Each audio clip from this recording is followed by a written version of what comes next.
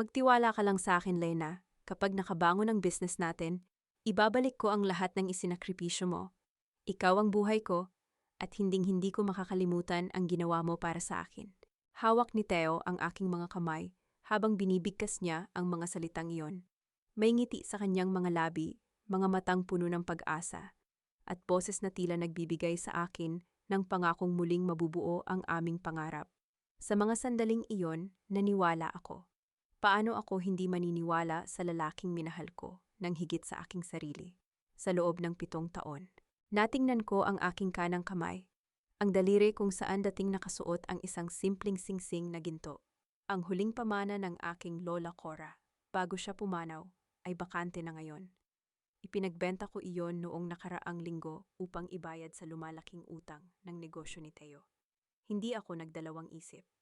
Para sa akin, ang pera ay kikitain ulit. Ngunit ang pamilya ay kailangang protektahan kahit ano pa ang mangyari. Upang ipagdiwang ang aming ika-5 anibersaryo ng kasal, gumising ako ng maaga upang magluto. Inihanda ko ang paborito niyang chicken adobo na may katamtamang asim at tamis, ang mainit na kanin na umuusok pa sa gitna ng hapag, at ang mga simpleng palamuti sa aming maliit na kainan. Pinahiran ko ang aking pawis habang nakatitig sa orasang nakasabit sa dingding. 9:00 na ng gabi. Narinig ko ang kalansing ng susi sa pintuan. Agad akong tumayo at sinalubong siya ng isang mainit na ngiti, ngunit malamig na hangin lamang ang sumalubong sa akin. Mabilis ang bawat hakbang ni Theo. Hindi man lang niya ako tiningnan sa mata habang inilalapag ang kanyang bag sa mesa. Gabi na, Theo. Kumain ka na ba? Ipinagluto kita ng paborito mo, malambing kong sabi, habang inilalapit ang upuan para sa kanya. Nabusog na ako sa labas, Lena. Marami kaming ginawa sa opisina, malamig niyang sagot, nang hindi man lang tumitingin sa mga pagkaing inihanda ko. Naramdaman ko ang isang tusok sa aking dibdib, ngunit pilit kong itinago ang sakit. Isang malalim na paghinga ang aking kinuha bago ako muling lumapit upang kuhanin ang kanyang Amerikana. Sa sandaling iyon, tumunog ang kanyang telepono sa ibabaw ng hapagkainan. Ito ay hindi isang tawag, isang notification lamang ng mensahe. Dahil malapit ako sa mesa, hindi ko maiwasang makita ang pangalan ng nagpadala at ang mga salitang lumabas sa liwanag ng screen. Camille. Daddy, dinala ko na si baby sa clinic. Mabilis lang daw ito. Kailan ka pupunta rito sa kondo? Namimiss ka na namin. Tila tumigil ang ikot ng mundo. Ang hangin sa aming maliit na tahanan ay biglang naging napakabigat na tila. Hindi ako makahinga. Nanlamig ang aking mga daliri. Ang aking buong katawan ay tila naparalisado at hindi ko maigalaw ang aking mga paa. Nayanig ang aking buong pagkatao sa 5 titik na iyon. Daddy. Sino si Camille, Theo? Ang nanginginig kong boses na bahagyang lumabas sa aking lalamunan. Biglang mabilis na kinuha ni Theo ang telepono mula sa mesa. Ang kanyang mukha na dating bakas ng pagod ay biglang napalitan ng galit at pagkairita. Wala man lang bakas ng pagkagulat o pagsisisi sa kanyang mga mata. Wala ka nang pakialam doon, Lena. Bakit mo pinapakialaman ang telepono ko? Banta niya habang nakatayo ng straight sa aking harapan. May anak ka sa iba? Tanong ko ulit. Sa pagkakataong ito, naramdaman ko ang mainit na luha na mabilis na pumatak sa aking pisngi. Hindi ako sumigaw. Hindi ko kayang sumigaw. Ang sakit sa aking dibdib ay napakasakit na tila bawat tibok ng aking puso ay may sumasaksak na patalim. Theo, 2 taon na nating sinusubukang magkaanak, tapos may anak ka na sa iba. Tinitigan ako ni Theo ng malamig. Walang pagmamahal, walang awa. Lumapit siya sa akin at inilagay ang 2 kamay sa kanyang bulsa. Oo, Lena, 2 taon na ang bata, direkta niyang sinabi nang walang kaduda-duda. Hindi ko gustong saktan ka, pero ibinigay ni Camille ang bagay na hindi mo maibigay sa akin. Isang pamilya, isang tunay na tahanan.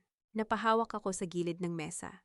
Ang aking mga tuhod ay nanginginig at tila bumabagsak ang aking katawan. Sa loob ng 2 taon, habang ako ay nagtitiis sa mga masakit na salita ng kanyang ina dahil hindi pa kami nagkakaanak, habang ipinagbibili ko ang aking mga alahas para makabayad sa kanyang mga utang, ginagamit niya ang perang iyon para buhayin ang ibang babae at ang kanyang anak sa isang mamahaling kondominium. Yung perang pambayad sa utang mo, yung ibinenta kong singsing ni Lola Cora, Ang bulong ko habang patuloy ang pag-agos ng aking mga luha.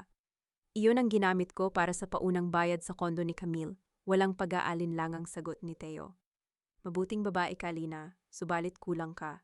Kailangan ko ng babaeng makakasama ko sa taas, hindi yung hanggang dito na lang sa ibaba. Inilabas niya ang isang papel mula sa kanyang bag at mabilis na inilatag ito sa tapat ng mga pagkaing malamig na sa mesa. Ito ay isang kasunduan sa hiwalayan. Pumirma ka na rito bukas.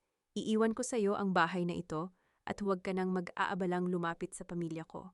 Huling salita ni Theo bago siya tumalikod at naglakad patungo sa pinto. Tumingin ako sa papel, tumingin ako sa bakanting daliri ng aking kamay. Sa halip na lumuhod at magmakaawa, sa halip na umiyak ng malakas sa kanyang harapan, dahan-dahan kong kinuha ang kasunduan. Ang aking mga kamay ay nanginginig sa matinding sakit. Ngunit may isang bagay na nagbago sa loob ko. Ang pagmamahal na iningatan ko sa loob ng 7 taon ay nabasag kasabay ng aking pagkatao. Kinuha ko ang panulat. Sa gitna ng labis na pagkadismaya at pait, mabilis kong inilagay ang aking lagda sa bawat pahina ng papel. Isang padalos-dalos at emosyonal na desisyon na alam kong magpapabago sa aking buong buhay magpakailanman. Hindi ako nakatulog ng gabing iyon. Habang nakatitig sa pumapatak na oras sa dingding, bawat segundo ay tila patalim na sumasaksak sa aking dibdib. Ang papel ng kasunduan na may marka ng aking lagda ay nakalapag pa rin sa mesa, katabi ng palamig na chicken adobo. Sa kabila ng matinding panlulumo, may isang maliit na bahagi sa aking puso na umaasang baka hindi alam ng kanyang pamilya ang kababang ginawa ni Theo. Naisip ko si Doña Victoria, ang aking biyanan. Sa loob ng 7 taon, itinuring ko siyang parang tunay na ina kahit kailan ay hindi niya ako pinaramdam. Nakabilang ako sa pamilya Villanueva. Lunes ng umaga, sumakay ako ng bus patungo sa malaking mansyon ng mga Villanueva sa Forbes Park. Dala-dala ko ang aking maliit na bag at ang mga larawan ng mensahe mula sa telepono ni Theo. Napatagong kinuha ng aking mga matang pumupuno ng luha. Nanginginig ang aking mga kamay habang nakatayo sa harap ng mataas na pintuang bakal. Pinapasok ako ng kasambahay sa malawak na salas. Nakaupo si Doña Victoria sa kanyang mamahaling upuang gawa sa mahogany. May hawak na tasa ng mainit na tsaa habang binabasa ang isang magasin. Ang kanyang eleganteng kasuotan at malamig na aura ay muling nagpaalala sa akin kung gaano kalayo ang aming antas sa buhay. Lina, bakit ka naparito ng ganitong kaaga? At bakit ganyan ang hitsura mo? Mukha kang hindi natulog ng 3 araw. Malamig niyang bungad habang hindi man lang tumitingin ng diretso sa akin. Mama, kailangan ko pong makipag-usap sa inyo tungkol kay Theo. Ang nanginginig kong boses na pilit kong pinapanatiling matatag. Lumapit ako at inilagay sa ibabaw ng glass table ang mga katibayan ng pagtataksil ng kanyang anak. May ibang babae si Theo, Mama. May anak na sila na 2 taon na. At ang masakit pa rito, ang perang ipinagbili ko sa aking mga huling alahas ay ginamit niya para ibayad sa kondominium ng babaeng iyon. Umasa ako ng kahit kaunting pagkagulat sa kanyang mukha. Umasa ako ng galit laban sa maling ginawa ng kanyang anak. Subalit dahan-dahan lamang ibinaba ni Doña Victoria ang kanyang tasa ng tsaa. Walang kahit anong bakas ng pagkabigla sa kanyang mga mata. Isang malalim at mababaw na buntong hininga ang lumabas sa kanyang mga labi. Iyon lang ba ang dahilan kung bakit ka pumunta rito at gumawa ng eksena, Lena? Ang maikling tanong niya na tila ba ang pambabae ng kanyang anak ay isang ordinaryong bagay lamang. Napatitig ako sa kanya. Tila tumigil ang pagtibok ng aking puso. Alam niyo po, alam niyo na may ibang pamilya ang asawa ko habang ako ay nagtitiis sa bahay na iyon. Lalaki si Theo, Lena, tugon ni Doña Victoria habang itinutuwid ang kanyang posture. Ang mga lalaking may pinag-aralan at may tagumpay sa buhay ay minsan nakakagawa ng pagkakamali. Subalit bilang isang legal na asawa, tungkulin mong magtimpi at protektahan ang pangalan ng pamilyang ito. Hindi ka dapat pumupunta rito para magsumbong na parang isang batang inagawan ng laruan. Ngunit Mama, niloko niya ako.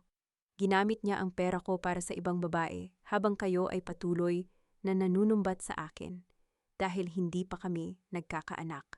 Ang sigaw ng aking pusong napupuno ng pait. Tumayo si Doña Victoria. Ang kanyang tingin sa akin ay napuno ng matinding paghamak.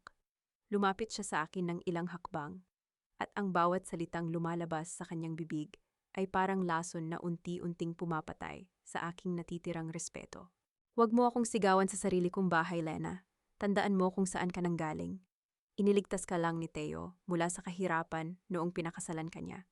Kung hindi ka nakakapagbigay ng anak sa kanya, natural lang na maghanap siya ng magpapatuloy ng aming lahi. Ang isang matalinong babae ay marunong pumikit kapag ang asawa ay nagkakamali, basta't ikaw ang nananatiling may hawak ng apelyido. Isang malamig na ngiti ang lumabas sa aking mga labi habang patuloy na pumapatak ang aking luha. Tanungin kita, Mama, kung ang sarili mong anak na babae ang ginawa ng ganito ng kanyang asawa, sasabihin mo rin ba sa kanya na pumikit na lang at magtiis? Natahimik si Doña Victoria ng ilang segundo. Ang kanyang mukha ay gumuhit ng matinding galit dahil sa aking pambabastos. Ngunit ang kanyang sagot ang tuluyang sumira sa huling natitirang paniniwala ko sa pamilyang ito. Hindi kailanman mangyayari iyon dahil ang anak ko ay marunong pumili ng lalaking may dangal. At higit sa lahat, hindi kailanman papayag ang anak ko na magpakasal sa isang tulad ni Theo. Sa sandaling iyon, maliwanag na sa akin ang lahat. Hindi nila ako itinuring na pamilya. Para sa kanila, isa lamang akong katulong na walang bayad na pwedeng gamitin at itapon kapag wala ng pakinabang. Kinuha ni Doña Victoria ang isang envelope mula sa kanyang drawer at inilapag ito sa mesa. Pumirma ka sa kasunduan na hindi ka magsisalita sa media o sa kahit kanino tungkol sa pamilya Villanueva. May 50,000 piso diyan para makapagsimula ka ulit. Tanggapin mo ito at umalis ka na sa buhay ng anak ko. Ang dangal ng pamilya Villanueva ay mas mahalaga kaysa sa iyong pansariling sakit. Tiningnan ko ang envelope. Tiningnan ko ang babaeng nakatayo sa aking harapan. Dahan-dahan kong inabot ang papel at sa harap mismo ng kanyang mga mata, hinati ko ito sa 2, pagkatapos ay 4. Hanggang sa maging maliliit na piraso, inihagis ko ang mga pira-pirasong papel sa ibabaw ng kanyang mamahaling glass table. Ikip niyo ang pera niyo, Doña Victoria, wika ko sa isang boses na hindi na nanginginig, kundi puno ng lamig at katatagan. Ang dangal na sinasabi niyo ay wala sa apelyido niyo, kundi nasa kung paano niyo itinratrato ang ibang tao. At ngayon, nakita ko na kung gaano kadumi ang pamilyang pinaglingkuran ko. Tumalikod ako at naglakad patungo sa pintuan nang hindi na gumagawa ng kahit anong lingon. Nilisan ko ang Forbes Park na may kasamang matinding lamig sa aking dibdib. Ang bawat hakbang ko sa gilid ng lansangan ay parang walang patutunguhan, ngunit may isang taong naiisip kong pwede kong takbuhan, si Maribel. Siya ang pinakamatalik kong kaibigan mula pa noong high school. Siya ang nakakakilala sa lahat ng sakripisyong ginawa ko para kay Theo at sa kanyang pamilya. Kung may isang taong makakaunawa sa akin sa mundong ito, alam kong si Maribel iyon. Mabilis akong sumakay ng jeep patungo sa kanyang apartment sa Quezon City. Nanginginig pa rin ang aking mga kamay nang kumatok ako sa kanyang pinto. Nang magbukas ang pinto at lumabas ang kanyang mukha, hindi ko na napigilan ang aking sarili. Niyakap ko siya ng mahigpit at tuluyang bumuhos ang mga luhang pilit kong pinipigilan. Lena, anong nangyari sa'yo? Bakit ka umiiyak ng ganyan? Tanong ni Maribel habang inaalayan ako papasok sa kanyang maliit na salas. Hiwalay na kami ni Theo, Maribel. May ibang babae siya, may anak na silang 2 taon, ang nanginginig kong balita sa kanya habang nakaupo kami sa sofa. At ang masakit pa, alam ng ina niya ang lahat. Wala silang pusa sa akin. Initapon nila ako na parang basahan matapos kong ibenta ang alahas ni Lola para sa negosyo nila. Naramdaman ko ang pagtapik ni Maribel sa aking likod. Sige lang, Lena, umiyak ka lang. Napakasama talaga ng pamilyang yon. Walang hiya si Theo matapos mo siyang tulungan. Umiyak ako sa kanyang balikat sa loob ng ilang minuto. Subalit habang pilit kong pinapakalma ang aking paghinga, napansin ng aking mga mata ang isang bagong handbag na nakapatong sa ibabaw ng kanyang kainan. Isa itong kulay rosas, na mamahaling designer bag na may kilalang brand logo. Isang bagay na hindi kayang bilhin ng isang ordinaryong empleyadong katulad ni Maribel. Inabot ko ang baso ng tubig sa mesa upang uminom. Sa tabi ng baso, may isang kulay puting envelope mula sa isang kilalang bangko. Nakasulat doon ang pangalan ng nagmamay-ari ng utang, Elena Reyes. Kumunot ang aking noo. Dahan-dahan kong kinuha ang sulat. Ito ay isang demand letter mula sa bangko para sa isang hindi nababayarang loan na nagkakahalaga ng 200,000 piso. Maribel, bakit may pangalan ko rito? Bakit may loan account ako sa bangkong ito na hindi ko naman alam? Ang tanong ko habang mabilis na tumitingin sa kanya. Biglang natigilan si Maribel. Mabilis niyang inagaw ang sulat mula sa aking mga kamay. At ang kanyang mukha na kanina ay puno ng awa ay biglang napalitan ng pagkabalisa at panginginig. Ano ka, Selena? Papalitan ko rin yan. Huwag ka mag-alala, hindi ka naman makukulong, ang utal-utal niyang sagot. Ano ang ibig mong sabihin? Ginamit mo ang pangalan ko at idinokumento ang pirma ko para kumuha ng utang sa bangko? Ang gulat kong tanong. Ang aking boses ay tumaas nang hindi ko namamalayan. Saan mo nakuha ang perang pambili ng mamahaling bag na iyan? At paano mo nakilala ang babae ni Teo? Nang marinig niya ang pangalan ng babae ni Teo, dahan-dahan na ring nawala ang pagkabalisa sa mukha ni Maribel. Tumuwid ang kanyang taytay at tinitigan ako ng may malamig at tuyong tingin.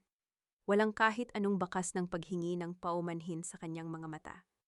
Kung gusto mo talagang malaman ang totoo, Lena, oo, ginamit ko ang pangalan mo sa loan, malamig niyang pahayag. At ang bag na, yan, regalo sa akin yan ni Camille. Tila may sumabog na bomba sa aking harapan. Ang aking buong katawan ay nanlamig. Ni Camille, ang babae ng asawa ko. Matagal ko nang kilala si Camille, Lena, wika ni Maribel, habang nauupo sa upuan sa harap ko at nagsakros ng kanyang mga binte. Si Camille ang nagtatanong sa akin tungkol sa mga pasikot-sikot sa buhay niyo ni Teo. Sinasabi ko sa kanya kung kailan ka wala sa bahay, kung ano ang mga paborito ni Teo, at kung paano ka magluto. Binabayaran ako ni Camille para sa impormasyong iyon. Bakit, Maribel? Ang pabulong kong tanong. Ang sakit sa aking dibdib ay higit pa sa sakit na naramdaman ko noong nakita ko ang mensahe sa telepono ni Teo. Ang taong itinuring kong kapatid sa loob ng maraming taon ay ang taong nagbenta sa akin sa kaaway. Bakit mo ginawa sa akin to? Wala akong ginawang masama sa'yo. Pinatira kita sa bahay ko noong wala kang pambayad ng renta. Isang kapatid ang turing ko sa'yo. Lumabas ang isang sarkastikong tawa sa mga labi ni Maribel. Isang kapatid? Napakapostura mo kasi, Lena. Palagi kang mabait, palagi kang nagmamagaling na martir. Nakakasawa na makita ang pagiging perpekto mo habang ako ay nahihirapan sa buhay. Dahil sa iyo at sa katangahan mo, nakakuha ako ng pera kay Camille at yang utang sa bangko. Ikaw rin naman ang pumirma sa mga papel noong sinabi ko sa yung business permit renewal yon. Hindi mo man lang binasa. Tumayo si Maribel at pilit akong itinutulak patungo sa pintuan. Ang bawat salita niya ay parang mga karayom na sumasaksak sa aking puso. Umalis ka na rito, Lena, napakatanga mo kasi. Kung hindi ka marunong mag-ingat sa sarili mo at sa asawa mo, kasalanan mo yon. Huwag mo akong sisihin kung ginamit ko lang ang pagkakataon para kumita. Inilabas niya ako sa kanyang apartment at mabilis na ipinagpag ang pintuan sa aking harapan. Nakatayo ako sa madilim na pasilyo ng building. Ang huling taong pinagkakatiwalaan ko sa mundong ito ay pumatay na rin sa aking natitirang paniniwala sa kapwa. Kinuha ko ang aking bag, pinunasan ang mga luha sa aking pisngi, at naglakad palabas sa gitna ng matinding dilim. Aming mga pangarap ay tila naging isang malaking kulungan na lamang ngayon. Wala nang natatagong alindog sa mga dingding. Wala nang halaga ang 5 taong pag-aalaga ko sa bawat muebles na pinagpaguran kong linisin araw-araw. Dahan-dahan kong binuksan ang cabinet. Inilabas ko ang isang lumang maleta, ang tanging maleta na dala ko noong pumunta ako rito mula sa probinsya 7 taon na ang nakalilipas. Hindi ako kumuha ng maraming bagay. Iniwan ko ang mga mamahaling damit na ibinili ni Teo noong mga panahong gusto niyang magmukha akong nababagay sa kanyang pamilya. Iniwan ko ang mga gamit sa kusina na ako mismo ang bumili. Ang tanging inilagay ko sa loob ng maleta ay ang ilang pares ng aking mga simpleng damit, ang aking mga dokumento, at ang pinakamahalagang bagay sa aking buhay, ang isang lumang litrato ng aking lola Cora na nakasabit sa isang simpleng frame na gawa sa kawayan. Tinitigan ko ang mukha ng aking lola sa larawan.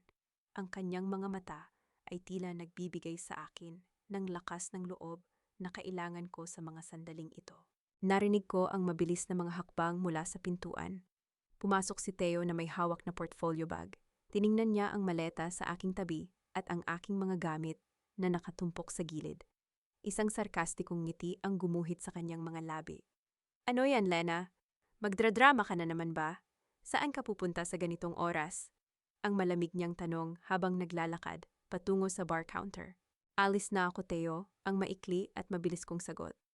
Ang aking boses ay wala ng bakas ng galit or pakiusap. Ito ay tuyo at puno ng lamig. Natigilan siya sa pagbuhos ng inumin sa kanyang baso.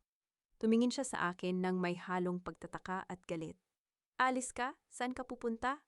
Wala kang pamilya rito sa Maynila. Wala kang pera, ni wala kang ang trabaho matapos mong huminto para maging bahay-bahay na asawa.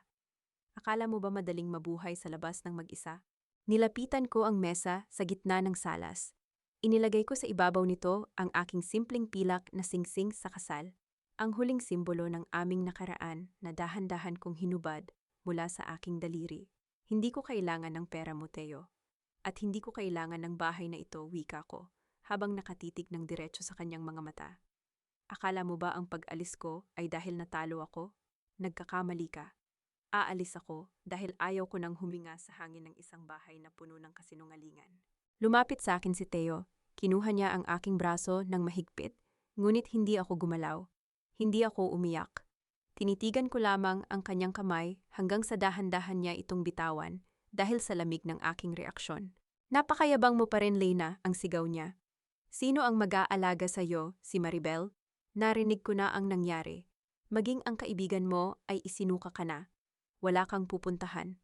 Kapag nagutom ka at naisip mo kung gaano kakitid ang utak mo, huwag kang babalik dito para magmakaawa sa akin. Hinding-hindi ako babalik, Theo, ang matatag kong sagot. Hindi ko na kailanman kukunin ang isang lalaking hindi na nakalaan para sa akin. Iiwan ko sa iyo ang bahay na ito, ang pamilya mo, at ang kababaan ng moralidad ninyo. Ang tanging kukunin ko lang sa pintuang yan ay ang sarili ko. Hawak ang hawakan ng aking maleta. Dahan-dahan ko itong hinila patungo sa pintuan. Ang tunog ng gulong ng maleta sa sahig ay tila isang huling hudyat na nagwawakas na ang isang mahabang bangungot. Pumirma ka na sa papeles bago ka umalis. Ang huling sigaw ni Theo mula sa aking likuran. Umalis ka nang walang kahit piso mula sa akin. Tingnan natin kung hanggang saan makakarating ang dangal mo. Hindi na ako sumagot. Pinalabas ko ang aking sarili sa pinto at isinara ito ng may katamtamang lakas. Sa labas, nagsimulang pumatak ang malamig na ulan sa aking mukha. Ngunit sa kauna-unahang pagkakataon, sa loob ng 7 taon, naramdaman ko ang isang malalim na paghinga. Wala akong pera, wala akong malinaw na pupuntahan sa gabing iyon. Subalit habang naglalakad ako sa ilalim ng ulan na hila-hila ang aking maleta, alam kong naiwan sa loob ng bahay na iyon ang aking mga sakit. At dala ko na ngayon ang aking kalayaan. Sa tulong ng isang lumang kakilala ng aking lola Cora na matagal nang naninirahan sa Singapore, nakakuha ako ng isang simpleng domestic worker visa. Dala ang aking iisang maleta at ang natitirang kaunting pera mula sa aking sariling ilang naipon, lumipad ako patungo sa isang foreign land.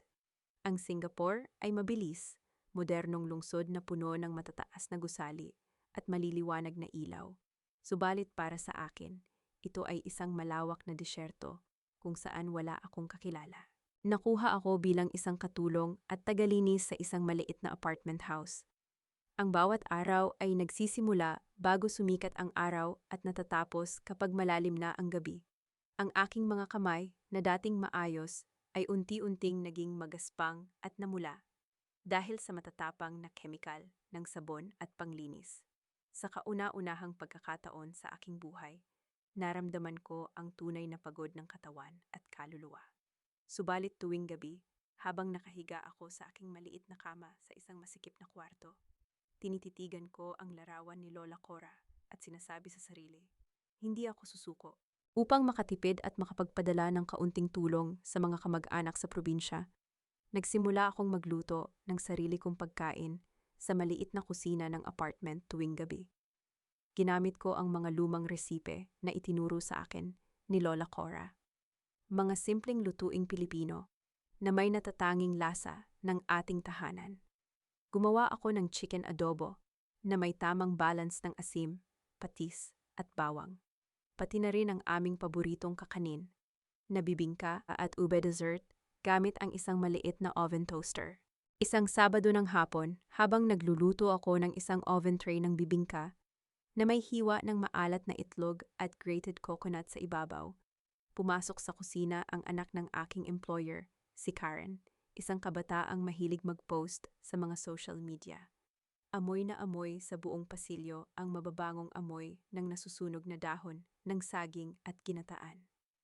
Ate Lena, ano yang amoy na yan? Napakabango, ang tanong ni Karen habang lumalapit sa mesa. Bibingka ito, Karen, isang tradisyonal na kakanin mula sa Pilipinas. Sagot ko habang may simpleng ngiti sa aking mga labi. Kumuha si Karen ng isang maliit na slice at tikman ito. Ang kanyang mga mata ay lumaki sa pagkagulat. Ate Lena, napakasarap nito. Mas masarap pa ito sa mga nabibili sa mga sikat na Filipino restaurant dito sa Lucky Plaza. Habang kinakain niya ang ikalawang hiwa, inilabas niya ang kanyang telepono at nagsimulang kumuha ng video. Kinuha niya ang bawat anggulo ng ginagawa kong pagpoproseso sa gatas ng niyog, ang pagpapahid ng mantikilya sa mainit na kakanin, at ang paraan ng aking pagbalot sa dahon ng saging. Hindi ko gaanong pinansin ang kanyang ginagawa dahil busy ako sa paglilinis ng mga ginamit kong mangkok. Kinagabihan, habang nakaupo ako sa aking kama at nagbabasa ng isang lumang libro tungkol sa basic financial management, pumasok si Karen sa aking kwarto na may malawak na ngiti sa kanyang mukha. Iniharap niya sa akin ang kanyang telepono. Ate Lena, tingnan mo ito, ang exited niyang pahayag. Tiningnan ko ang screen. Ang video na kinuha niya kanina ay naipost sa TikTok na may caption na "The most authentic at nakakagaling na bibingka sa Singapore", gawa ng isang napakasipag na Filipina. Sa loob lamang ng 5 oras, ang video ay nakakuha na ng higit sa 50,000 views. Ang comment section ay puno ng mga mensahe mula sa mga kababayan nating overseas Filipino workers na nagtatanong kung saan pwedeng bumili at mag-order ng ganoong klaseng lutong bahay. Saan po ang pwesto ni ate? Nakakamiss ang lasa ng Pasko sa Pinas. Pwede po bang mag-order para sa birthday ng anak ko ngayong linggo? Kahit magkano babayaran ko, matagal na akong hindi nakakakain ng tunay na bibingka. Napatitig ako sa mga mensaheng iyon. Naramdaman ko ang isang mainit na panginginig sa aking dibdib. Sa kauna-unahang pagkakataon, mula nang ako ay umalis sa Maynila na walang kahit ano, nakakita ako ng isang maliit na liwanag sa gitna ng matinding dilim. Tumingin ako kay Karen at pagkatapos ay sa aking mga magaspang na kamay. Ang mga kamay na ito na itinuring na walang halaga ng pamilya Villanueva ay maaaring maging susi sa aking bagong simula. Hindi ko inasahan ang bilis ng mga kaganapan matapos maipost ang video na iyon. Sa loob lamang ng ilang araw, ang aking telepono na dating tahimik ay napuno ng mga notifications at mensahe mula sa mga kababayang nagnanais makatikim ng aking mga lutong bahay. Dahil sa tulong at suporta ng aking mabait na employer, pinayagan ako nitong magluto tuwing araw ng aking pahinga upang makatugon sa mga orders. Araw-araw, pagkatapos ng aking mga gawain sa bahay, nagpupuyat ako sa maliit na kusina. Naghahanda ako ng mga bultong pandesal, ube halaya, at ang paborito nilang bibingka. Bawat sako ng harina at bawat niyog na aking pinoproseso ay simbolo ng aking pagsusumikap na muling makatayo sa sarili kong mga paa. Ang bawat pisong aking kinikita ay dahan-dahan kong iniipon sa isang hiwalay na bank account. Isang linggo ng hapon, habang abala ako sa pag-aayos ng mga nakabalot na in-order na pagkain, sa lobby ng apartment building, isang lalaki ang lumapit sa aking pwesto. Nakasuot siya ng simpleng corporate attire, may dalang leather briefcase, at may kakaibang aura ng lamig at pagiging seryoso sa buhay. "Ikaw ba si Elena Reyes?" ang tanong niya sa isang malalim at malamig na boses. "Ako nga po.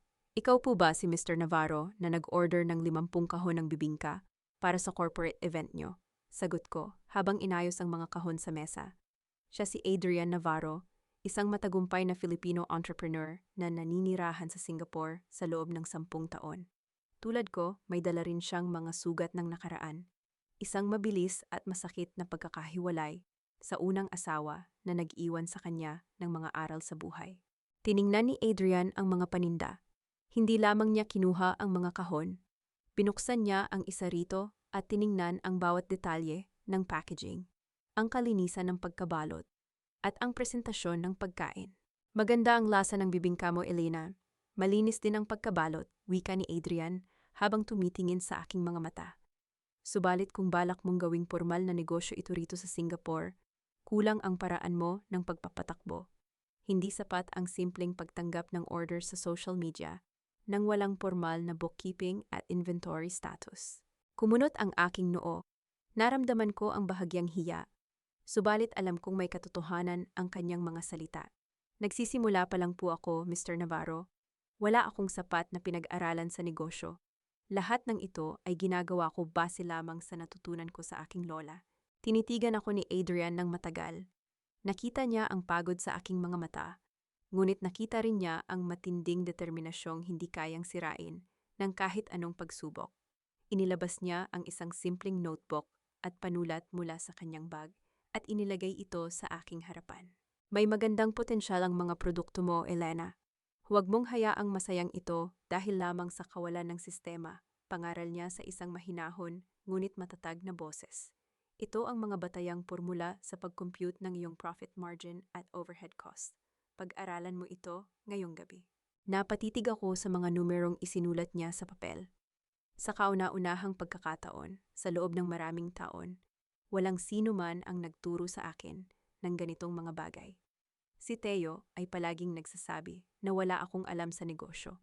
Samantalang ang lalaking ito na bago ko pa lamang nakilala ay naglalaan ng oras upang ako ay turuan. Bakit mo ginagawa ito, Mr. Navarro? Ang nanginginig kong tanong. Isang customer ka lang naman.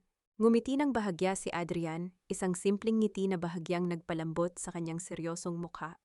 Dahil nakikita ko sa mga mata mo ang isang taong may kakayahang bumangon. Ngunit kailangan lamang ng tamang gabay. May talent ka, Elena.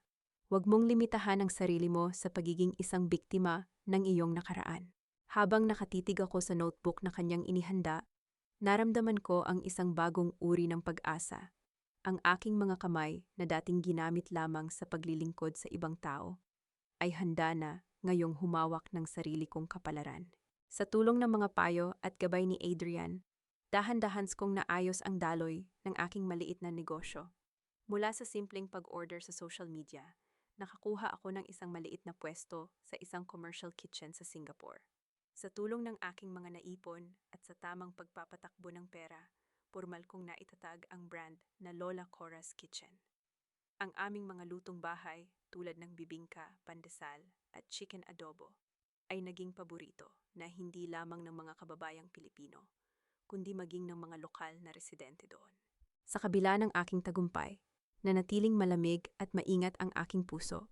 Ang sugat na inipon ko mula sa 7 taong pakikipagsapalaran sa piling ni Theo ay hindi madaling maghilom. Natuto akong matakot sa mga matatamis na salita at mga pangako ng mga lalaki. Si Adrian ay patuloy na bumibisita sa aking kusina. Hindi siya dumarating na may dalang mga bulaklak o mga romantikong salita. Dumarating siya na may dalang mga legal na dokumento, mga ulat sa merkado, at mga payo kung paano protektahan ang aking brand name at mga recipe. Isang gabi habang nagtutuos kami ng mga sales report para sa nakaraang buwan sa isang maliit na cafe, inilagay ni Adrian ang isang kontrata sa aking harapan. Ito ay isang panukala para sa pagpapalawak ng Lola Cora's Kitchen patungo sa iba pang bahagi ng Timog Silangang Asya. Napakabilis ng pag-unlad ng negosyo mo, Elena, wika ni Adrian, habang nakatitig sa akin ng may malalim na respeto. Subalit nakikita ko pa rin ang pag-aalinlangan sa iyong mga mata. Bakit tila natatakot ka pa ring pumirma sa sarili mong tagumpay? Iniyuko ko ang aking ulo, tinitigan ko ang aking mga daliring wala ng suot na kahit anong alahas. Natatakot ako, Adrian. Noong unang beses na nagtiwala ako at ibinigay ang lahat, nawala ang lahat sa akin sa loob lamang ng isang gabi. Ayoko nang maranasan muli ang pakiramdam na umasa sa ibang tao tapos ay maiiwang walang-wala. Tinitigan ako ni Adrian ng matagal. Walang bakas ng pagkainip sa kanyang mukha. Dahan-dahan niyang inilayo ang kontrata at itinukod ang kanyang mga braso sa mesa. Nauunawaan kita, Elena. Nagmula rin ako sa isang masakit na hiwalayan. Pahayag niya sa isang mahinahon at tapat na boses. Kaya ayaw kong maging tagapagligtas mo.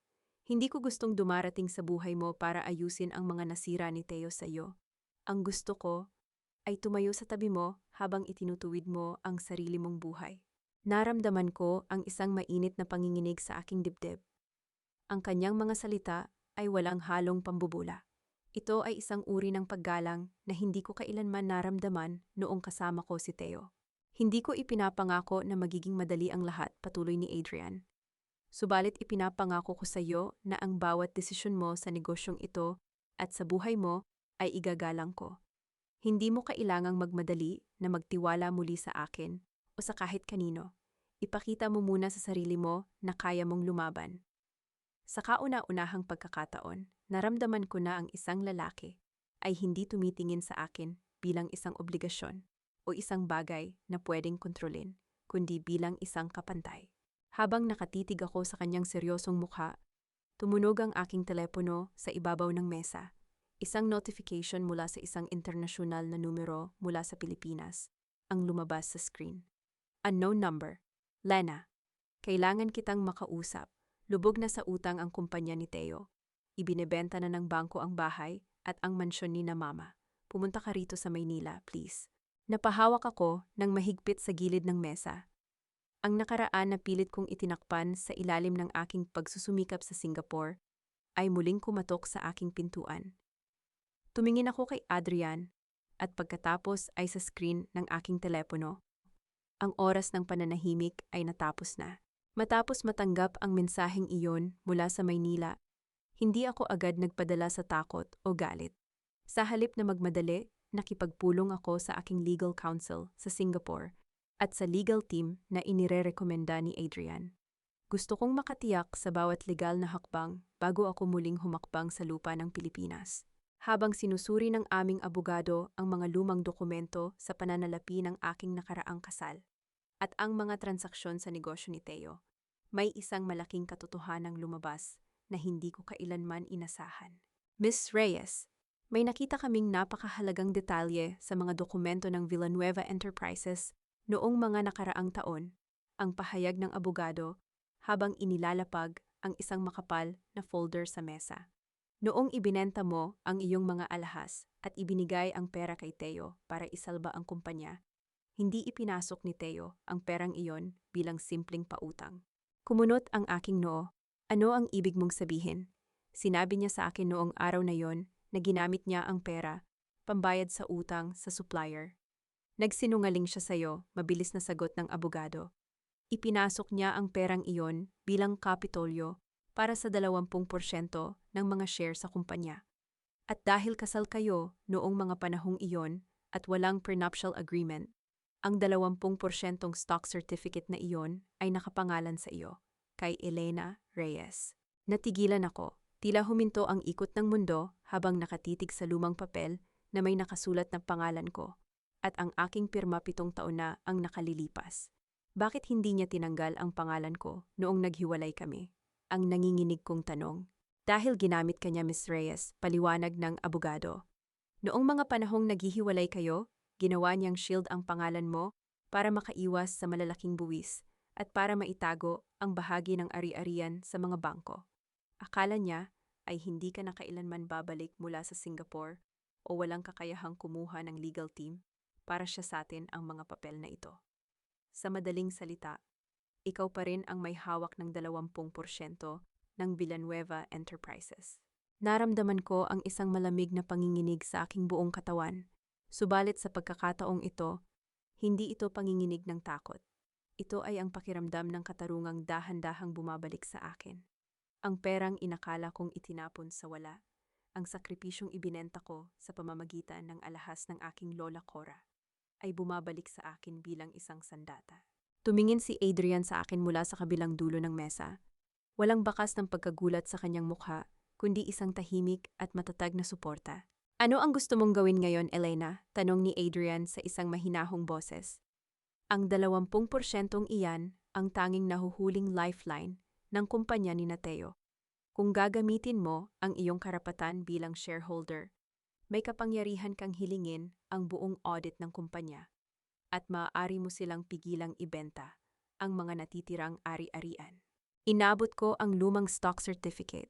Hinawakan ko ito ng mahigpit habang pumapasok sa aking isip ang mukha ni Teo noong gabing itinapon niya ako sa ulan at ang mukha ni Doña Victoria noong sinabi niyang ang dangal ng pamilya nila ay mas mahalaga kaysa sa aking sakit. Hindi ako babalik sa Maynila para maghiganti sa pamamagitan ng galit.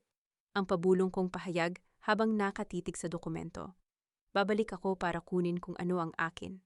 Karma ang tawag ng iba rito, subalit para sa akin, ito ay simpleng pagpapanagot sa mga taong akalang kayang tapak-tapakan ang kapwa ng walang bayad. Inihanda ko ang aking mga gamit. Pagkaraan ng ilang taon ng pagsusumikap at pananahimik sa ibang bansa, handa na akong muling lumapag sa Maynila. Hindi na bilang ang mahirap at martir na si Lina, kundi bilang si Elena Reyes, ang taong may hawak ng kanilang kapalaran. Bumalik ako sa Maynila kasama ang aking legal team at si Adrian. Ang dating lungsod na inilisan ko habang lumuluha at walang kahit piso sa bulsa ay sumalubong sa akin sa ilalim ng maliwanag na sikat ng araw. Sa kauna-unahang pagkakataon, hindi ako nakaramdam ng takot. Nakatayo ako ng straight, nakasuot ng eleganteng pormal na damit, at may hawak na dignidad na walang sino man ang makakakuha muli. Bago ang aming nakatakdang pagpupulong sa mga abogado ng Villanueva Enterprises, naglakad-lakad ako sa isang mamahaling shopping mall sa Greenbelt upang kumuha ng ilang mga babasahin. Habang naglalakad ako malapit sa isang malaking bookstore, isang pamilyar na boses, ang narinig kong nakikipag-argumento sa isang tindera sa di kalayuan. Pwede bang pakiusap? Bukas ko na lang babayaran ang natitirang balance ng formula milk ng anak ko. Nakalimutan ko lang ang credit card ko, ang pakiusap ng babae sa isang nanginginig na boses. Lumingon ako. Ang babaeng nakatayo roon, may hawak na umiiyak na sanggol, ay malayo sa babaeng nakita ko sa mga larawan 3 taon na ang nakalilipas. Wala na ang mamahaling makeup. Wala na ang mga eleganteng damit na ibinibili sa kanya noong mga panahong masagana pa si Teo. Si Camille, ang babaeng naging dahilan ng pagkawasak ng aking tahanan, ay nakatayo roon na may halatang pagod sa mukha at gulugulong buhok. Pinanood ko siya habang pilit niyang pinapawi ang galit ng tindera. Nang marihaso ng kanyang pakiusap, lumakad siyang nakayuko habang hawak ang kanyang anak. Sa kanyang paglingon, nagtagpo ang aming mga mata. Natigilan si Camille. Ang kanyang mga mata ay lumaki sa pagkagulat habang nakatitig sa akin mula ulo hanggang paa. Tiningnan niya ang aking maayos na hitsura, ang aking mamahaling handbag, at ang 2 taong nakatayo sa aking likuran na pormal na nakasuot ng suit. Lina, ang pabulong niyang tawag. Ang kanyang boses ay puno ng panginginig at hiya. Hindi ako umiwas ng tingin. Dahan-dahan akong lumapit sa kanya nang may katamtamang bilis. Wala akong galit sa aking mukha. Wala rin akong halakhak ng pagmamayabang. Tiningnan ko lamang siya nang may lamig at tahimik na dignidad. Matagal na tayong hindi nagkikita, Camille, ang mahinahon kong wika. Yumuko si Camille. Niyakap niya ng mas mahigpit ang kanyang anak. Narinig ko ang tungkol sa iyo. Narinig kong matagumpay ka na sa Singapore. Akala ko babalik ka para gumanti sa amin. Isang simpleng iling ng ulo ang ibinigay ko sa kanya. Hindi ko kailangang mag-aksaya ng panahon para gumanti, Camille.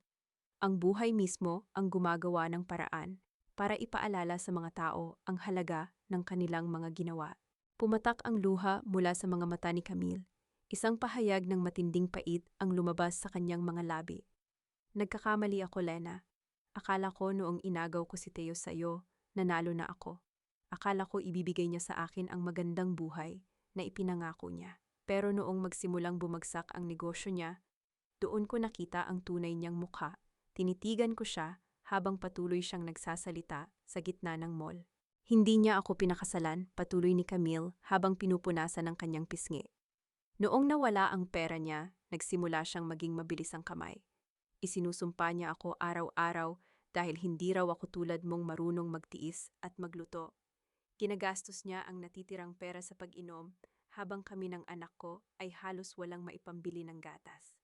Ang lalaking inagaw ko sa iyo ay isang impyerno sa buhay ko. Inilabas ko mula sa aking bag ang aking pitaka. Kumuha ako ng sapat na halaga para sa gatas ng bata at inilapag ito sa maliit na mesa sa aming tabi. Huwag mong isiping ibinibigay ko ito dahil sa'yo, wika ko habang nakatitig sa bata. Ibinibigay ko ito para sa bata. Walang kasalanan ng anak mo sa mga maling desisyon ninyo ni Teo. Kinuha ni Camille ang pera habang patuloy ang pag-agos ng kanyang mga luha. Patawarin mo ako, Lena. Patawarin mo ako sa lahat ng ginawa ko sa iyo noong araw. Tinitigan ko siyang muli bago ako tumalikod. Ang patawad ay hindi ibinibigay para baguhin ang nakaraan, Camille. Ibinibigay ito para palayain ang sarili ko mula sa alaala ng mga taong tulad ninyo. Naglakad ako patungo sa labasan ng mall kung saan naghihintay si Adrian. Sa kauna-unahang pagkakataon, naramdaman ko na ang taong nag-akalang nagnakaw ng aking kaligayahan ay siya palang naging bilanggo ng sarili niyang mga maling desisyon. Isang hapon bago ang aming formal na pagpupulong sa Board of Directors ng kumpanya ni Teo, nakatanggap ako ng isang tawag mula sa isang hindi kilalang numero. Ang boses sa kabilang linya ay pamilyar, ngunit bahagyang nanginginig. Si Rafael iyon, ang nakababatang kapatid ni Teo. Noong nakatira pa ako sa bahay ng mga Villanueva, si Rafael lamang ang tanging taong hindi kailanman nagpakita ng kabastusan sa akin. Subalit nanatili siyang tahimik dahil sa takot sa kanyang ina. Nakitakip kami sa isang tahimik na silid sa isang hotel sa Makati. Dala ni Rafael ang isang kulay brown na envelope na nakatali ng PC. Ang kanyang mukha ay halatang bagsak at puno ng puyat at pag-aalala. Ate Lena, salamat at pumayag kang makipagkita sa akin, ang bungad ni Rafael habang dahan-dahang nauupo sa tapat ko. Anong kailangan mo, Rafael? Bakit gusto mo akong makausap bago ang meeting bukas? Tanong ko sa isang mahinahon, ngunit seryosong boses. Yumuko si Rafael, isang malalim na buntong hininga ang lumabas sa kanyang mga labi, bago niya inilapag ang envelope sa ibabaw ng glass table. Gusto kong humingi ng tawad sa iyo, Ate Lena, panimula niya. Naging duwag ako noong mga panahong ginawan ka ng masama ni na Kuya Teo at Mama. Alam ko ang tungkol sa pambabae ni Kuya bago mo pa malaman. Alam ko rin kung paano ginamit ni Mama ang pangalan mo para protektahan ang kumpanya. Pero nanahimik ako dahil ayokong magalit sa akin si Mama. Tinitigan ko ang nakatuping mga daliri ni Rafael. Matagal na yon, Rafael. Hindi na kailangang balikan pa ang mga nakaraang sakit. Kailangan, Ate Lena, dahil hindi pa tapos ang kabalastugang ginagawa ni Kuya Teo, sagot ni Rafael habang binubuksan ang envelope. Ito ang dahilan kung bakit lubog sa utang ang kumpanya ngayon. Hindi lang dahil sa maling pamamalakad.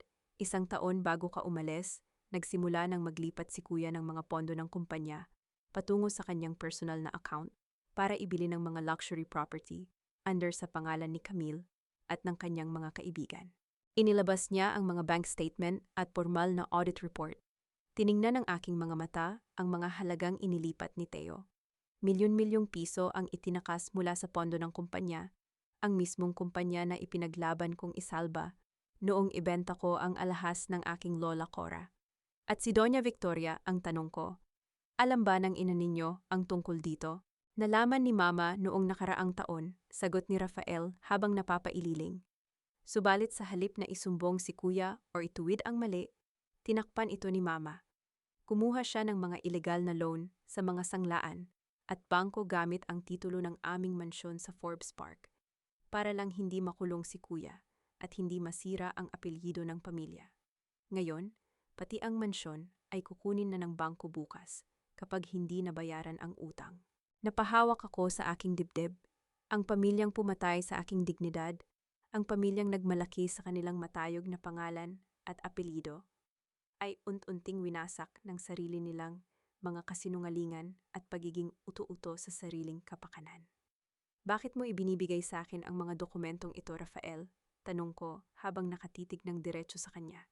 Dahil ikaw lang ang may hawak ng 20% ng mga share na hindi nila kayang galawin. Sagot ni Rafael sa isang matatag na boses. Kapag ginamit mo ang mga papel na ito bukas sa board meeting, maaari mong pigilan ang pagbenta sa kumpanya at mailalantad mo ang katotohanan. Hindi deserve ni na Kuya Teo at Mama na maisalba pa ang kanilang mga sarili mula sa kasalanang sila rin ang gumawa. Kinuha ko ang mga papel at itinago sa aking bag. Tumingin ako sa bintana ng hotel kung saan natatanaw ang mataas na gusali ng Villanueva Enterprises.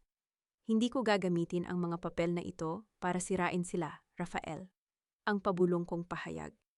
Gagamitin ko ito para ilagay ang bawat isa sa kanila sa tapat ng salamin ng kanilang sariling gawa. Panahon na para bayaran nila ang kanilang mga utang, hindi sa akin, kundi sa katotohanan. Dumating ang araw ng formal na pagpupulong sa kumperensya ng Villanueva Enterprises.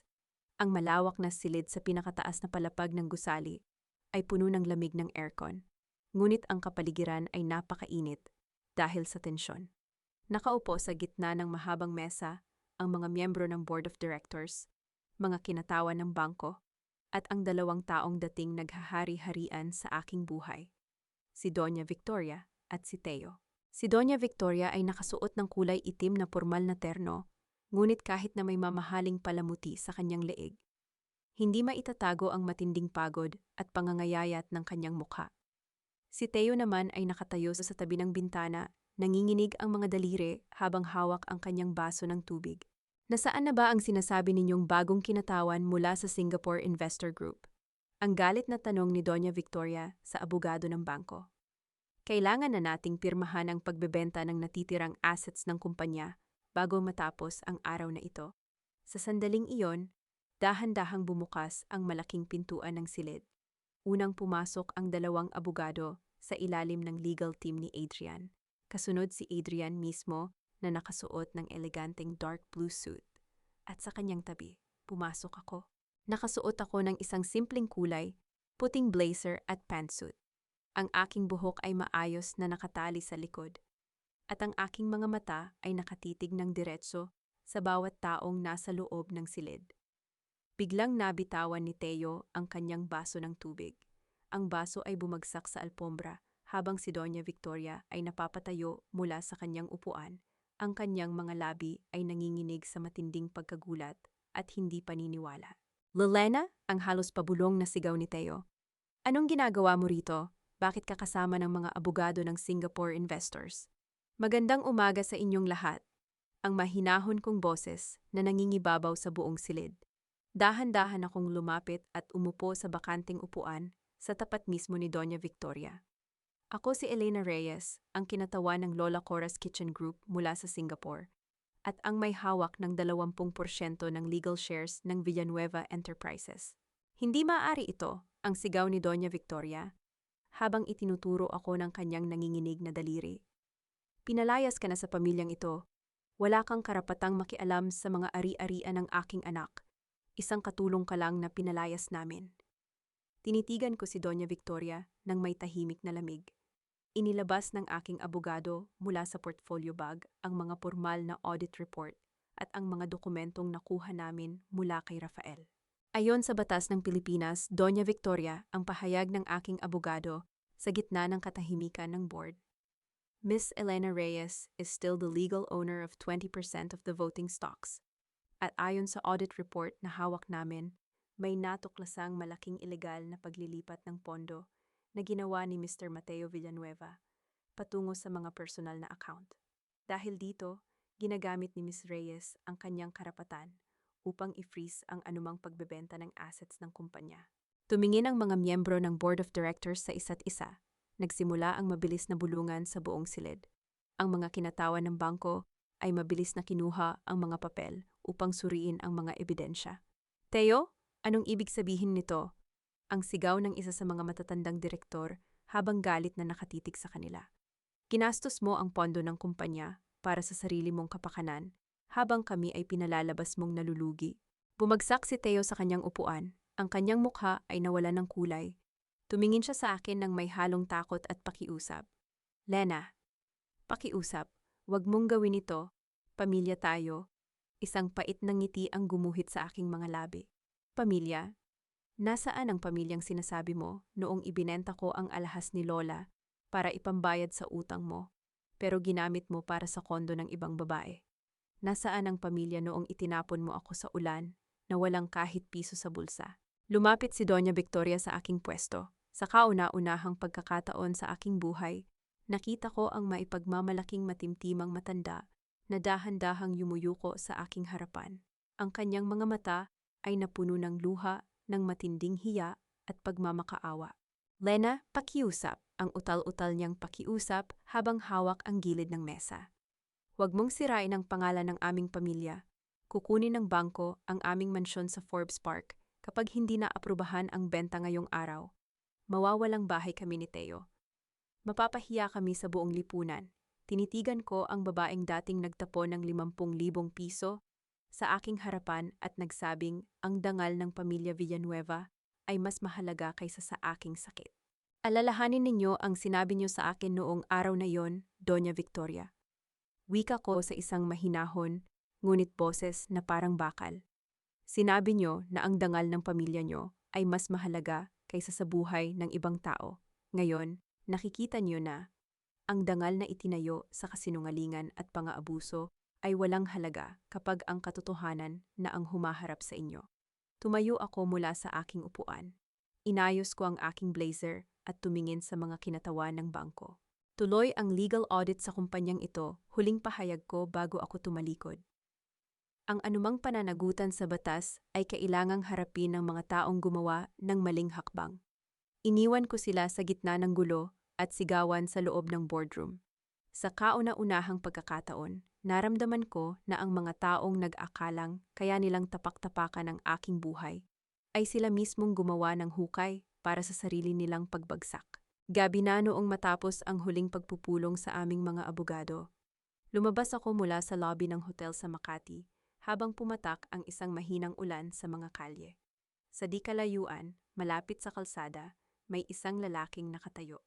Nakayuko ang kanyang ulo, basang-basa ang kanyang lumang barong, at ang kanyang mga mata ay puno ng matinding pagod at desperasyon.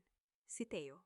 Nang makita niya ako kasama si Adrian, na naglalakad patungo sa sasakyan, mabilis siyang tumakbo pabalik sa aking direksyon.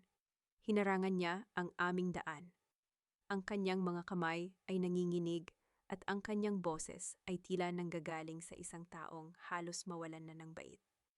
Lena, pakiusap, mag-usap tayo. Kahit 5 minuto lang, ang sigaw niya habang pilit na lumalapit. Harangan sana siya ng bodyguard ni Adrian, ngunit itinaas ko ang aking kamay upang pigilan sila. Tiningnan ko si Adrian. Isang tahimik na pagtango ang ibinigay sa akin ni Adrian bago siya dahan-dahang lumayo ng ilang hakbang upang bigyan kami ng espasyo. Tingnan mo ako, Lina, ang pakiusap ni Teo habang lumuluhod sa wet asphalt sa harap ko.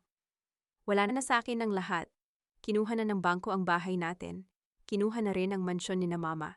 Iniwan na ako ni Camille at isinama ang bata. Ikaw na lang ang natitira sa akin.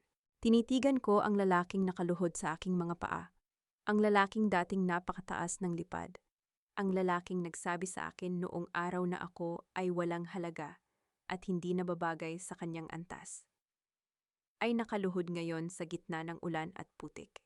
Hindi ka nakaluhod dahil mahal mo ako, Teo. Ang malamig kong wika habang nakatitig ng diretso sa kanya. Nakaluhod ka dahil wala ka ng maipagmamalaki. Nakaluhod ka dahil kailangan mo ng taong magliligtas sa iyo mula sa kasalanang ikaw mismo ang gumawa. Nagbago na ako, Lena. Patawarin mo ako. Ang sigaw ni Teo habang pumapatak ang ulan sa kanyang mukha kasabay ng kanyang mga luha. Pangako, magsisimula tayo ulit. Babalik ako sa dati. Naalala mo pa ba nung mga bata pa tayo? Noong nagsisimula pa lang tayo sa maliit na apartment? Pwede nating ibalik ang buhay na yon. Isang malalim na buntong hininga ang lumabas sa aking mga labi. Tiningnan ko ang aking mga kamay na dating maayos, naging magaspang sa pagtatrabaho sa Singapore, at ngayon ay may hawak na sariling tagumpay. Hindi na natin pwedeng ibalik ang nakaraan, Teo, sagot ko sa isang mahinahon, ngunit hindi matitinag na boses. At higit sa lahat, hindi ko na gustong bumalik sa buhay na yon. Bakit? Ang utal-utal niyang tanong. Hindi mo na ba ako mahal? Dahil ba sa lalaking yan? Ang turo niya kay Adrian na nakatayo sa di kalayuan. Ngumiti ako ng bahagya, isang ngiti ng isang babaeng tuluyan nang lumaya sa kanyang mga kadena. Hindi dahil sa kanya, Teo, sagot ko. Ayaw ko nang bumalik sa iyo dahil sa wakas. Nahanap ko na ang sarili ko. Sa loob ng 7 taon, inakala ko na kailangan ko ang pagmamahal mo para magkaroon ng halaga ang buhay ko. Inakala ko na kailangan kong magtiis sa pang-aabuso ng pamilya mo para lang tawaging isang mabuting asawa. Lumapit ako ng isang hakbang sa kanya. Pero ngayon, na-realize ko na, hindi ko kailangan ng isang lalaking tulad mo para malaman ko ang sarili kong halaga. Ang tunay na paghihiganti ko sa iyo ay hindi ang panunood sa pagbagsak mo. Ang tunay na paghihiganti ko ay ang mabuhay ng masaya at may dignidad nang hindi ka na kailangan kailanman. Natigilan si Teo. Ang kanyang mga kamay na pilit na umaabot sa gilid ng aking damit ay dahan-dahang bumagsak sa basang kalsada. Wala na siyang mahanap na salita. Nakita niya sa aking mga mata ang isang bagay na mas masakit kaysa sa galit, ang kabuuang kawalan ng pakialam. Tumalikod ako at naglakad patungo sa sasakyan kung saan naghihintay si Adrian. Binuksan ni Adrian ang pintuan para sa akin at inabutan ako ng isang tuyong tuwalya. Pumasok ako sa loob ng kotse. Habang dahan-dahang umaandar ang sasakyan palabas ng hotel, tiningnan ko sa huling pagkakataon ang liwanag ng mirror. Nakita ko si Teo na nakaupo pa rin sa gilid ng kalsada, mag-isa sa ilalim ng malamig at madilim na ulan. Ilang araw matapos ang eksenang iyon sa ulan, nagpulong muli kami ng aking legal team sa opisinang itinayo Lola Cora's Kitchen Group sa Bonifacio Global City. Nakatala sa mga papeles sa aming mesa ang huling pagkakataon para sa Villanueva Enterprises.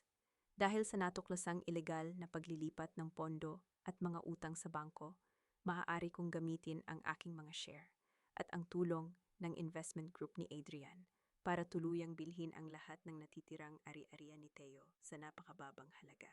Kung gagawin ko iyon, mawawalan ng kahit anong kakayahan si Teo na makabangon muli. Magiging zero ang kanyang financial standing at maaari pa siyang makulong dahil sa mga utang na idinulot ng kanyang mga maling transaksyon. Inilagay ni Adrian ang panukalang buyout sa aking harapan. Tinitigan niya ako ng may malalim na pag-unawa. Kung lalagdaan mo ito, Elena, paliwanag ni Adrian sa isang mahinahong boses. Mabibili natin ang buong kumpanya nila. Mauuwi sa iyo ang lahat ng ari-ariang pilit nilang ipinagkait sa iyo noong araw. Ito na ang huling pako sa baul ng pamilya Villanueva. Tiningnan ko ang panukalang papel. Kinuha ko ang aking panulat, subalit bago pumatak ang tinta sa papel, tumigil ang aking kamay. Tumingin ako sa bintana ng opisina kung saan natatanaw ang maaliwalas na langit ng Maynila. Hindi ko lalagdaan ang buyout na ito, Adrian, ang mahinahon kong pahayag. Natigilan ang mga abogado sa silid. Tumingin sila sa akin ng may halong pagkagulat. Miss Reyes, mabilis na wika ng pambansang abogado, ito na ang pagkakataon mong makuha ang buong kontrol. Bakit ayaw mong ituloy ang pagbili? Dahan-dahan kong ibinaba ang panulat. Dahil hindi ko itinayo ang aking buhay sa Singapore para lang maging isang taong naninira ng iba, sagot ko sa isang matatag at malinaw na boses. Kung bibilhin ko ang kumpanya nila para lang pahirapan sila, gagamitin ko ang aking natamong tagumpay para sa galit. At ayokong ang buhay na itinaguyod ko ng may dusa at sakripisyo ay maging nakatali pa rin sa pangalan ng mga Villanueva. Tinitigan ako ni Adrian. Isang magandang ngiti ang dahan-dahan na gumuhit sa kanyang mga labi. Isang ngiti ng matinding paggalang. Kunin lang natin ang bahagi na legal na akin, patuloy ko habang nakatitig sa mga abogado. Ang 20% share na itinago nila ay kukunin ko bilang aking formal na investment payout.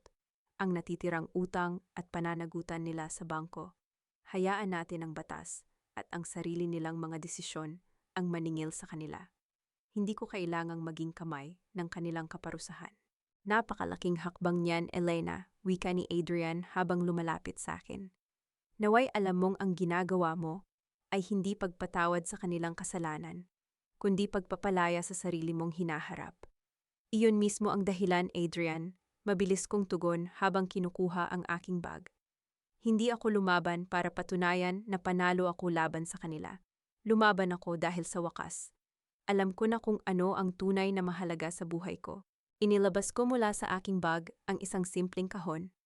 Sa loob niyon ay ang isang bagong gintong bracelet na binili ko para sa aking sarili at para sa alaala ni Lola Cora. Isang simbolo na ang sakripisyo ng nakaraan ay napalitan na ng isang bagong liwanag na hindi na kailanman kayang agawin ng kahit kanino. Inilagay ko ang bracelet sa aking bisig. Sa kauna-unahang pagkakataon, naramdaman ko ang tunay na kapayapaan sa aking puso. Wala nang hapis, wala nang galit. Ang mga taong gumawa ng masama ay hinayaan kong harapin ang sarili nilang karma. habang ako ay handa ng maglakad patungo sa aking sariling bukas. Ginamit ko ang bahagi ng perang nakuha ko mula sa aking legal payout at ang kita ng aming negosyo sa Singapore upang magtayo ng isang natatanging proyekto sa Maynila. Isang malaking training center at foundation na tinawag kong New Beginning Center.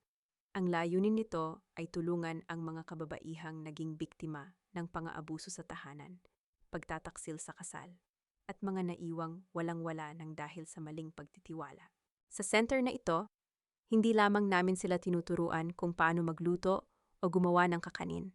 Tinuturuan din namin sila ng mga batayang kaalaman sa financial literacy, paghahanda ng sariling maliit na negosyo, pagprotekta sa kanilang mga legal na karapatan, at kung paano maging independent nang hindi lubos na umaasa sa kahit kaninong lalaki. Isang umaga, habang nagtuturo ako sa isang klase ng paggawa ng bibingka at pandesal sa aming malaking kusina, nakita ko ang isang pamilyar na anino na nakatayo sa labas ng pintuan. Nakatayo roon si Maribel. Nakasuot siya ng napakasimpleng damit, walang alahas, at ang kanyang mga mata ay puno ng matinding hiya. Matapos mabunyag ang kanyang mga maling ginawa at mabayaran ang utang na idinulot niya sa aking pangalan gamit ang tulong ng aking abogado, nawalan siya ng trabaho at iniwan na rin ng mga taong kinakapitang may pera. Tumingin ako sa aking mga estudyante at dahan-dahan akong lumabas ng pintuan patungo sa pasilyo. Elena! Ang utal-utal at pabulong na bungad ni Maribel.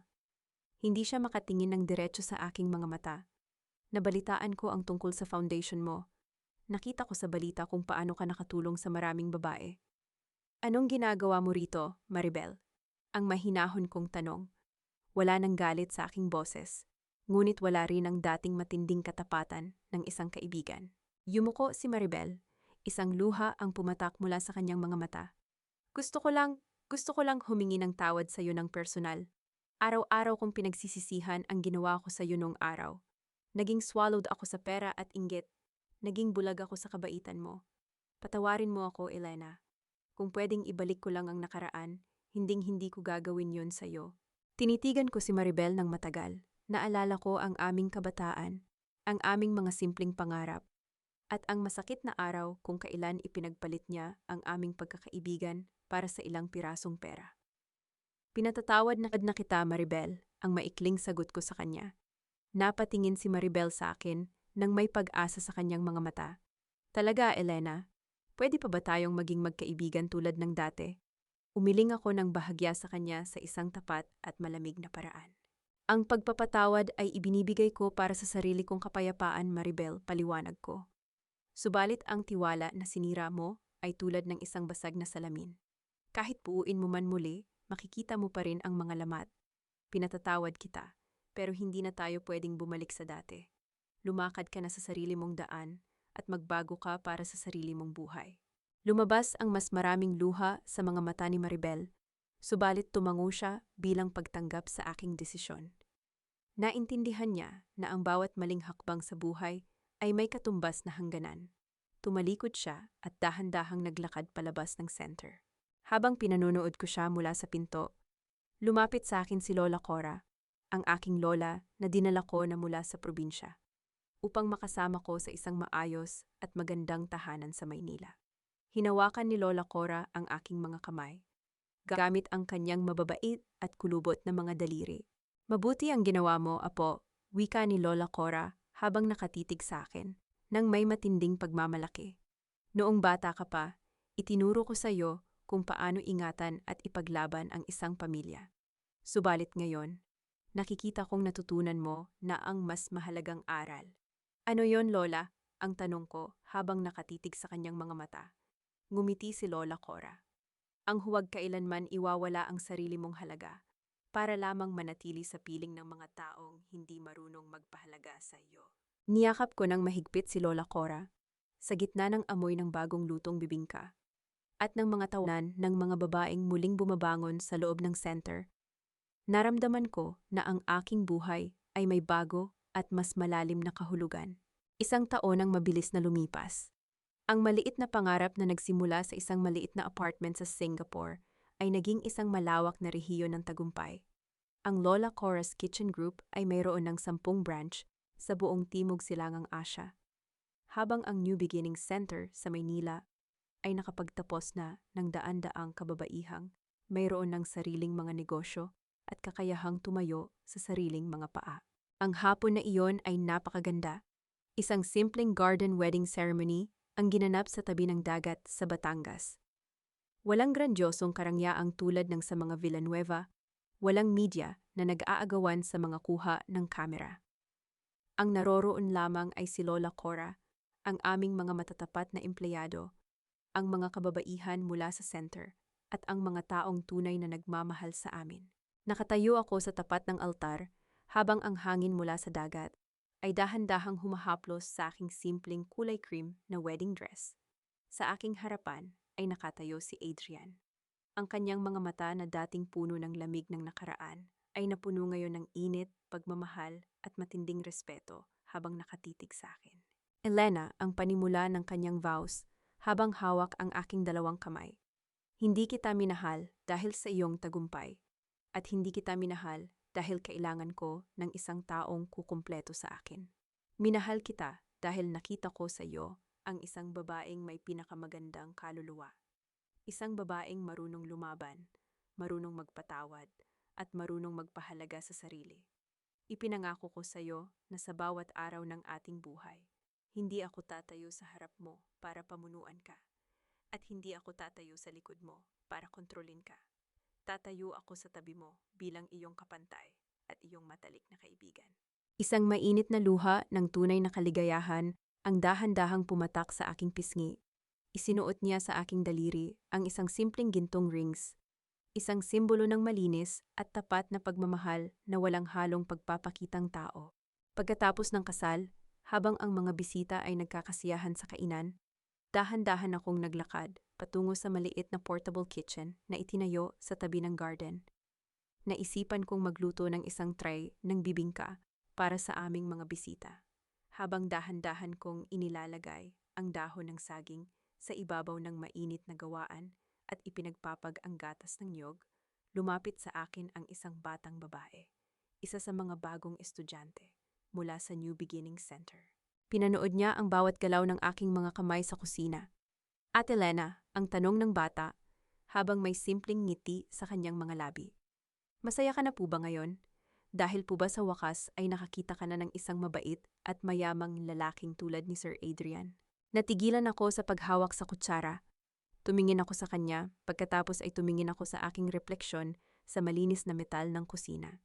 Ang babaeng nakatitig sa akin mula sa metal ay hindi na ang takot, mangmang at martir na si Lena, 7 taon na ang nakalilipas. Ito ay isang babaeng buo, may dangal at malaya. Ngumiti ako sa bata at hinawakan ang kanyang balikat. Masaya ako, iha, sagot ko sa isang mahinahon at malalim na boses. Subalit hindi dahil sa wakas ay may lalaking dumating para mahalin ako. Masaya ako dahil sa wakas natutunan ko na kung paano mahalin ang sarili ko. Masaya ako dahil naging babae ako na kailangan ko noong mga panahong ako ay walang-wala at walang sino mang tumulong sa akin. Inilabas ko mula sa oven ang mainit at mababangong bibingka. Ang amoy ng dahon ng saging at ginataan ay humalo sa simoy ng hangin mula sa dagat. Isang amoy ng tahanan, ng pagsusumikap at ng panibagong simula. Tumingin ako sa malawak na dagat habang lumulubog ang araw. Ang nakaraan na puno ng sakit, pagtataksil at pang-aabuso ay tuluyan nang natapos. Ang karma ng mga taong nanakit sa akin ay hinayaan kong dalhin ng kanilang sariling mga kamay, habang ako ay nakatayo sa sarili kong bukas, masaya, malaya, at may buong dignidad. Ang amoy ng dahon ng saging at mainit na bibingka sa tabing dagat ay tila nag-iwan ng isang tahimik na alaala sa ating mga puso. Isang pagpapaalala na kahit gaano kadilim ang gabi at kahit gaano kabigat ang ulan ng pagtataksil, ang umaga ay patuloy na sisikat para sa taong marunong tumayo at magpahalaga sa sariling dangal. Mga mahal kong tagapakinig, maraming salamat sa inyong pagsubaybay at paglalakbay kasama si Lena sa kwentong ito. Habang isinusulat ko ang bawat kabanata ng kanyang buhay, hindi ko maiwasang maisip ang napakaraming kababaihan sa ating lipunan na patuloy na nagtitiis sa mga pang-aabuso at kawalan ng katarungan. Dahil lamang sa paniniwalang kailangan nilang isakripisyo ang lahat para sa pamilya.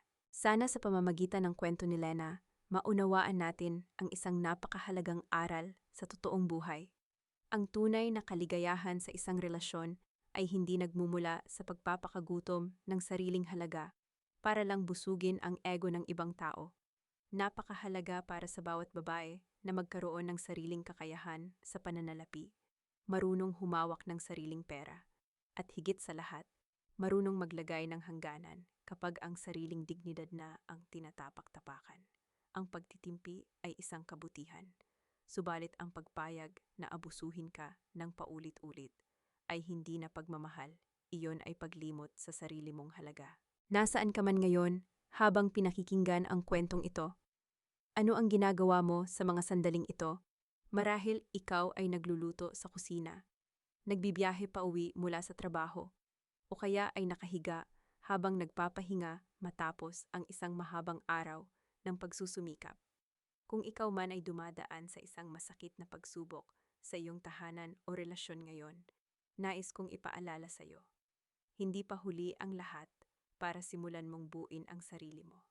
Ano ang masasabi mo sa naging desisyon ni Lena na hindi na gumanti ng tuso sa pamilya ni Teo, kundi pinili ang sariling kapayapaan? Kung ikaw ang nasa lagay niya, ano ang gagawin mo? Ibahagi mo ang iyong kwento at saloobin sa aming comment section sa ibaba. Dahil dito sa ating komunidad, laging may nakahandang makinig sa iyo. Huwag mo ring kalimutang i-like at i-share ang kwentong ito sa iyong mga kaibigan at mahal sa buhay upang magbigay ng inspirasyon sa iba. Ang Anghel ng Bibingka at ang Luwalhati ng Bago Kong Bukas. Ang kwentong ito ay isinulat hango sa inspirasyon ng mga totoong karanasan ng ating mga kababayan. Inialay para sa lahat ng patuloy na lumalaban at bumabangon mula sa sakit. Tandaan, ang lahat ng mga tauhan at pangyayari sa kwentong ito ay muling isinulat bilang kathang buhay at hindi naglalayong manira o mang-insulto ng kahit kanino. Ang kwento ay nilikha para sa libangan at sa pagpapalaganap ng positibong aral sa buhay.